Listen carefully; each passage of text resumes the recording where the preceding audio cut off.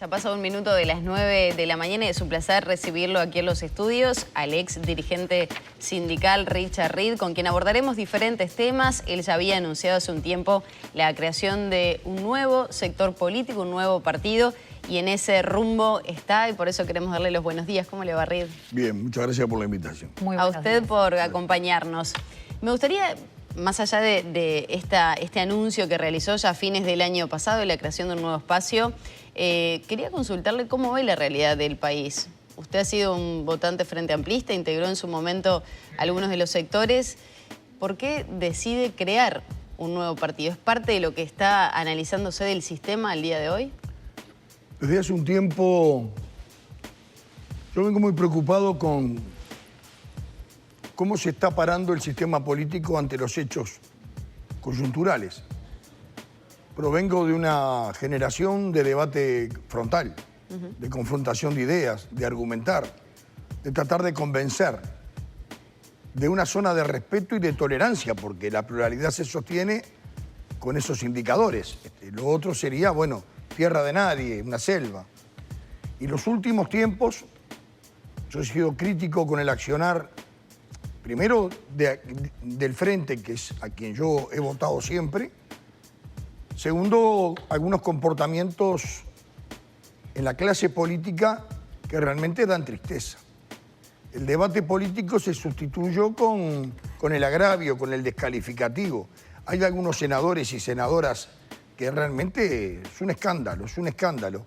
Y eso no solamente daña la imagen de la investidura y del partido que representan, sino que por elevación le pega al sistema democrático. El sistema democrático se sostiene, entre otras cosas, con la separación de poderes, pero con partidos políticos fuertes, sólidos, creíbles. El tinealizar la política con agravios, con descalificativos, todos los días lo vemos. Realmente eso hace que la gente una vez más se vaya apartando del interés de la política. Y eso fue lo que nos motivó a un grupo de compañeros el año pasado a empezar a juntarnos, a analizar algunas cosas, a opinar, a cuestionar, y se fue arrimando gente, y en un momento dijimos, bueno, vamos a armar grupos de debate. Y se armó un grupo de debate y después dijimos, bueno, ¿y ahora qué hacemos con esto? Y bueno, armamos una instancia de una corriente para pensar, para reflexionar. Yo le llamaba partido político, movimiento.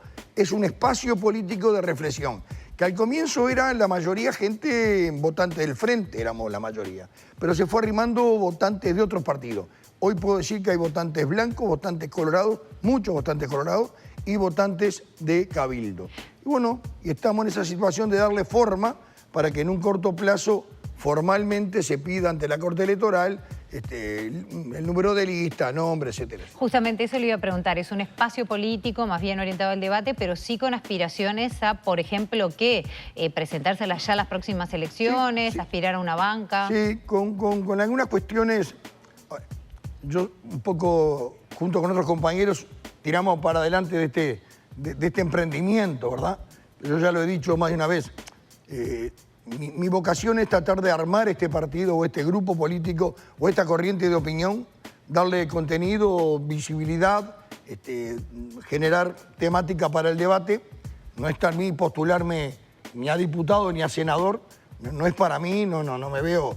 Me han ofrecido más de una vez, 4 veces para ser, y podía haber estado en el Senado 2 veces y en el diputado 2 veces. No acepté, no es para mí, pero creo que hay gente en este grupo que estamos trabajando de una valía enorme que pueden ocupar perfectamente esos cargos. La idea es crear un espacio que tenga forma, que tenga contenido, que pueda picar en el debate político, tendiendo puentes, tratando de sumar y de ir cerrando lo que en Argentina le llaman grieta. Aquí no hay grieta, pero hay realmente algunas cuestiones que desde la cúpula, desde individuos que la están originando. Yo estoy en contra de eso. Creo que hay diferencias, hay coincidencias, hay que trabajar sobre las coincidencias, porque si se beneficia a la gente, es el resultado. La prioridad es la gente. Bueno, acá parece que esas cosas están medio archivadas. Sí va a ser un espacio político, va a competir en las próximas elecciones, estamos viendo dónde y de qué manera.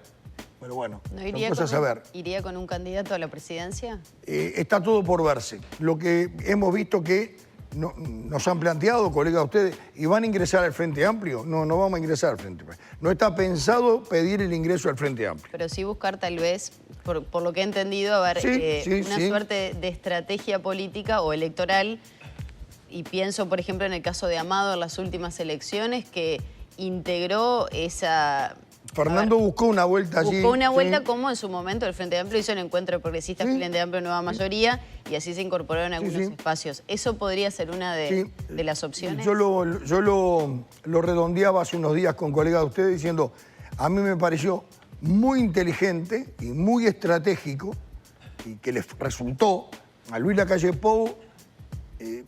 Se generó en el 19 un estado de ánimo en la población, mayoritariamente los resultados lo demostraron, que había que sacar al frente, que ya el ciclo había terminado, que eran tiempos de cambio. Yo creo que consciente de que como con el Partido Nacional solo no podía llegar, tejió una colcha de retazos que dejó librado en octubre y en noviembre la juntó para lograr su objetivo. Le fue muy bien. La mayoría de los uruguayos se cobijaron, se encontraron respuesta ideológica, política, conceptual, filosófica en ese sombrillón y le dio resultado. Y a 3 años, con una pandemia mediante, sigue vivite coleando. Me gustará mucho, poco, nada, son 2 pesos aparte, pero le resultó. Yo lo que digo es, la otra mitad, no todos son frente amplistas. Tanto equipos, por ejemplo, uno ve los resultados que Suárez Navarro plantea acá en el 10, en el subrayado, y bueno, te dice que hay un 16, 15, 20% de gente que está indecisa. Entonces, que ahora tiene vocación política, pero no se ve representado. Bueno, esos representantes que usted dice que vienen de diferentes partidos, desde Cabildo, Partido Nacional... Votantes. Bueno, sí, votantes, quise decir. Esas personas, ¿usted le consultó si estarían dispuestas de repente a integrar otro tipo de coalición electoral apoyando a la... Es lo que estamos conversando. Es lo que estamos conversando y lo que está primando. Porque ¿dónde nos ubicamos? Claro. ¿Verdad? No estamos en el último anillo Saturno. Estamos en Uruguay y si fuera deportista, estamos en la Olímpica hacia la Ámsterdam. Del centro, centro-izquierda, izquierda. En esa zona nos ubicamos nosotros. Por lo tanto, pero hay gente que tiene pensamientos progresistas, pero no votaría al frente. Y es totalmente legítimo. ¿Ya tiene nombre esa No, agrupación? no tiene ni nombre, es como el Murgalá, no tiene nada. Bien, ¿y cuáles son los principales puntos de debate? Usted lo estamos viendo. mencionaba... A ver, esto es muy incipiente, yo respondo ante la pregunta de la coyuntura, pero no tengo respuesta para todo, porque esto recién, si bien hace unos meses bastante que estamos conversando, la forma se la vamos a dar en estas semanas que vienen por delante. Pero personalmente... El levantamiento de firmas. Eso, pero personalmente a usted, ¿cuáles son los temas que le parece que tienen que discutir? A mí me parece que hay 4 o 5 temas. Hay uno que a lo mejor que es del palo mío, ¿no? Que es el tema empleo. A mí me resulta muy angustiante no ver que el tema empleo toma agenda. No es un tema de discusión diaria. Es un tema que aparece cada tanto y no aparece del todo bien. El tema empleo es un tema que habría que abordarlo. Habría que tener una política de empleo desde los gobiernos, de este gobierno. ¿Cuál es el Uruguay productivo de aquí a 10, 12, 15, 20 años? Y para no irme tan lejos, ¿cuál es el Uruguay productivo a 3 y 5 años? El nuevo gobierno que asuma en el 25, ¿qué política de empleo va a tener? Cuando los cambios en el empleo son, pero velocísimos, donde las plataformas, ha cambiado totalmente la relación laboral. Los comercios instalados, muchos se están cerrando porque las plataformas desde una web están vendiendo, los trabajos repetitivos, las cajeras, por poner algunas cosas, los porteros de edificios, muchísimos trabajos. Andrés Oppenheimer, periodista argentino radicado en Estados Unidos, que tiene una saga de libros sobre el tema empleo, decía en el 19 que en 10 años el 40% de los empleos conocidos iban a desaparecer. Actualizó ahora con la pandemia y ya dijo que el 27% había desaparecido. Bueno, ¿cuál es la política de empleo? Y si hay una política de empleo, o por lo menos hacia dónde va el Uruguay del empleo, para decirle a los botijas, mirá, es por acá, es por la logística, es por el software, es la agroindustria, es la ciencia, es la investigación. ¿Por dónde es? Hay compañeros míos que hablan de la industria. Yo realmente creo que el Uruguay de la chimenea está en el pasado. Bueno, eso hay que actualizarlo. Y cuando se actualice eso hay que decir, bueno, ¿y cuáles son las relaciones laborales? Siguen siendo estas caducaron. Estas tienen una herramienta fantástica que son los consejos de salario, que hay que darle nuevos contenidos. Ese es un tema. La reforma educativa. Una reforma educativa de verdad. Una reforma educativa que le dé posibilidades a los botijas con menos ingresos de contexto crítico a tener un trampolín de salida. ¿La planteada actualmente no le parece que es la adecuada? No, no es la adecuada. Pero yo creo que ni ellos mismos creen que es la adecuada. Creo que es muy valiente que la hayan planteado, porque eso no le quita mérito a la valentía de decir, señores, acá hay una reforma educativa. Tenía que haberse hecho hace muchos años. Se prometió en el 14 y no se hizo. Por lo tanto, hay un debe. El tema es que cuanto más se prolonga en el tiempo discutir una reforma educativa, los que más en broma son los chiquilines y se van perdiendo generaciones. Y eso está mal. ¿Usted fue una de las personas a las que se las convocó para formar parte de los equipos que podían aportar ideas? No, a mí yo soy una parte de las personas, yo soy uno de los 18, 20 que se convocaron, había gente de todos los sectores para tirar ideas de qué debería de contener una reforma. Bien. Yo fui un día, 2 días, después eso no tenía ninguna referencia de acción. Yo lo que dije, y muchos dijeron, que era importante que estuvieran los docentes allí, que era lo que podían aportar seguramente muchísimas cosas más. Entonces la reforma educativa es una segunda. ¿Pero cómo debería ser? ¿Qué debería hacerse? Yo no tengo la capacidad para poder decir de la A a la Z qué debería hacerse. Lo que sí digo es que lo que hay es muy malo. Los boticas llegan a sexto y no saben ni siquiera escribir, no saben redactar, no saben ni siquiera sumar. Llegan al liceo, obviamente están en un nuevo mundo, se aburren y la deserción se ve luego en segundo año. ¿Qué debería de hacerse? Yo creo que son muy chicos para de 12 años pasar a un ámbito como el liceal. Tendría que platicarse o por lo menos estudiar lo que ya algunas provincias argentinas tienen adoptada, que es llegar hasta noveno. Yo no tengo el contenido de cuál es la reforma. Sí creo que hay que abrir el espacio de debate. Esta obviamente, donde le sacaron presupuesto a la educación en la última ley de presupuesto, obviamente si le quitas dinero le quitas contenido, le quitas por lo menos expectativa. No tengo el nivel para poder decir qué es lo que falta. Sí digo que lo que yo he visto, y los centros educativos de la Federación de la Bebida, si bien son muy pequeños, porque nos junta más de 500 y pico de chiquilines, uno ve la realidad del contexto crítico, la realidad educativa de los pibes. ¿Usted entiende que se le ha quitado presupuesto a la educación? En el último... Bueno, porque las autoridades dicen que no. Yo lo que he leído es eso. Pero bueno, está ahí arriba. Ese sería un tema, el segundo tema. Pero ahora que llegan hasta noveno, ¿sería un cambio? No tengo nivel para poder discutir el tema educativo. Sí creo que hay que hacer una reforma educativa a fondo que le llegue a los gurises y que verdaderamente ponga a los chiquilines en el primer plano. La prioridad tiene que ser los botijas, no tiene que ser otra cosa. Rey, usted hablaba de empleo, de reforma educativa. Sí. ¿Cuáles son los otros 3 puntos, si no me equivoco? Yo hace tiempo que vengo hablando del tema de hay que meterse en el tema cárceles. El tema cárceles es un tema... Yo en el año 16, cuando estaba la compañera Daisy Tourné de ministra, me permitió ir como un año y pico al CONCAR, íbamos con el compañero Beltrán, a ver cómo era la realidad. Esa era una realidad muy triste, hoy está mucho más grave. Nosotros ya hay un artículo en la prensa que hablan de que la mitad de los gurises que van presos son analfabetos, entonces tienen un común denominador: analfabetos, pobres, adictos y jóvenes. Cuando salen de la cana no consiguen laburo en ningún lado. ¿El Ministerio de Justicia que se pretende crear podría ser una solución? No tengo idea, el alcance que le quieren dar al Ministerio de Justicia. Sí creo que no puede ser el Ministerio del Interior el que tenga cárceles. Bien. De eso no tengo duda. Hay un artículo hace como 6 meses que a mí me inspiró, lo hablé con él. Pedro Bordaberry escribió con respecto al tema cárceles y decía que una de las cosas que estaba convencido era no puede ser el Ministerio del Interior quien se encargue de cárceles. ¿Será el Ministerio de Educación y Cultura? Puede ser. O puede ser un ente nuevo, no sé qué es. Pero tiene que ser otra cosa. No se puede tener 3.000, 4.000, 5.000 privados de libertad donde ahí está con la droga metida adentro, el adicto con el que le vendía, el consumidor con el vendedor. Por lo tanto, hay que darle posibilidades, hay que darle posibilidades de educación, el hábito del trabajo, la cultura del trabajo. Salen peor que como entran, sí salen, porque aparte la sociedad los rechaza. Yo no tengo la solución, tengo el diagnóstico como todos los uruguayos, pero el tema meterse en la reforma educativa tiene que meterse paralelamente en una reforma de cárcel. ¿La reforma de la seguridad social es otro punto que le preocupa a este sector? También digo que me parece muy valiente que el gobierno lo haya planteado. Es un tema que viene de larga data, postergado en el tiempo. Y la verdad que lo digo, que me parece de mucha valentía que el gobierno lo haya planteado.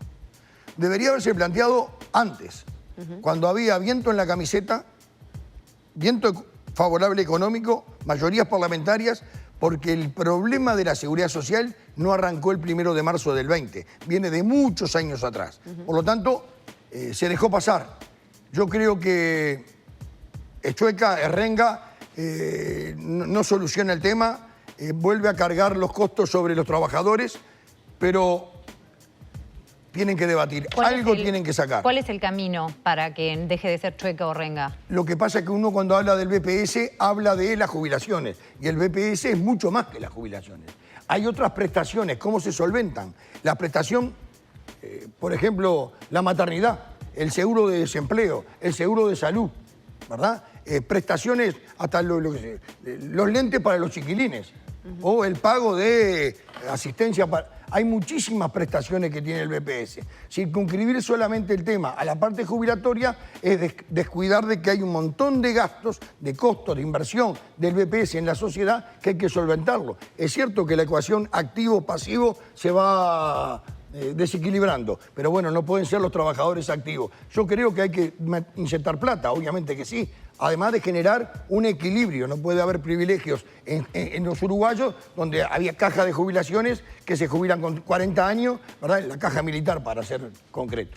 Yo creo que hay que barajar y dar de vuelta. Y hay un sector empleador que tiene beneficios del Estado de hace muchos años, con exoneraciones tributarias, subsidios, etcétera, etcétera. Señores, la sociedad tiene un problema. Ustedes son parte de la sociedad. También tienen que aportar. Reid, hace un ratito veíamos a Lorena Bomio desde Londres. Allí estaba la intendenta de Montevideo, Carolina Cose, recibiendo un reconocimiento por su trabajo contra las enfermedades no transmisibles, la política que se ha llevado adelante por parte de la comuna.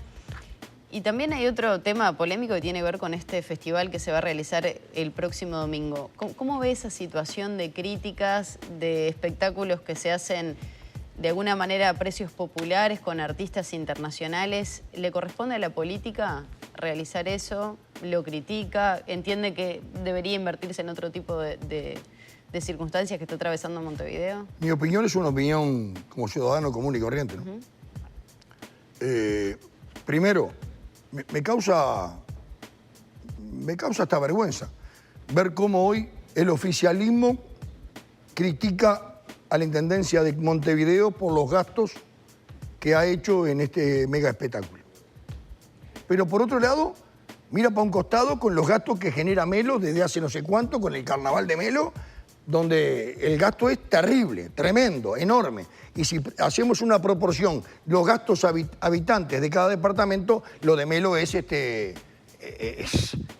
suntuoso. Entonces, por lo tanto, hay un ojo para el plato de la balanza según quien sea y otro ojo para otro lado. Y eso creo que es parte de esa cuestión de la política tan embromada, ¿verdad? Aunque uno sea con entrada gratuita y el otro tenga un precio accesible.